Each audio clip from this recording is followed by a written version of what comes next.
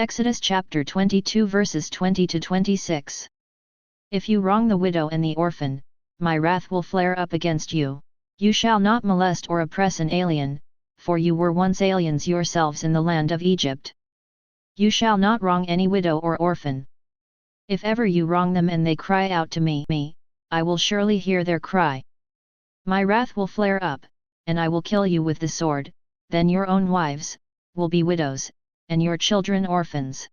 If you lend money to one of your poor neighbors among my people, you shall not act like an extortioner toward him by demanding interest from him. If you take his cloak as a pledge, you shall return it to him before sunset, for this cloak of his is the only covering he has for his body. What else has he to sleep in? If he cries out to me, I will hear him, for I am compassionate. The word of the Lord.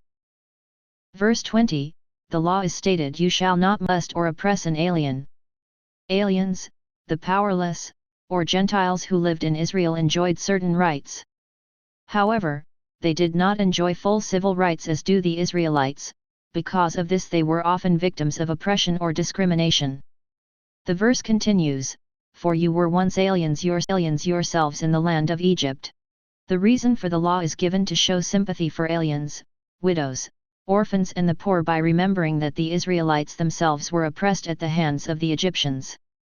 Unfortunately for most of humanity, once the oppressed are free of their oppression, they quickly forget what it felt like, they themselves become oppressors of others. But that is the point of this scripture, isn't it? God is the ultimate supporter of the powerless and he will act to protect them and punish those who oppress them. Israel is being told that a truly strong society provides for its weakest members. Verse 24, if you lend money to one of your poor neighbors among my people, you shall not act like an extortioner toward him by demanding interest from him. Israelites in financial need were to be granted interest-free loans.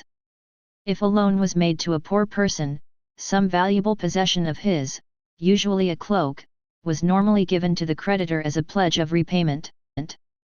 His cloak, however, had to be returned to him by sunset to give him warmth through the night.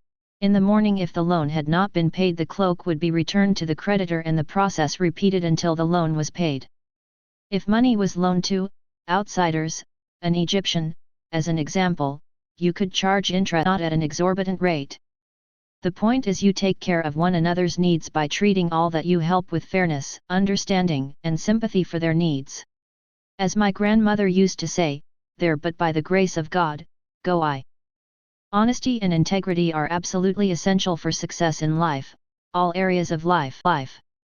The really good news is that anyone can develop both honesty and integrity. Zig Ziglar.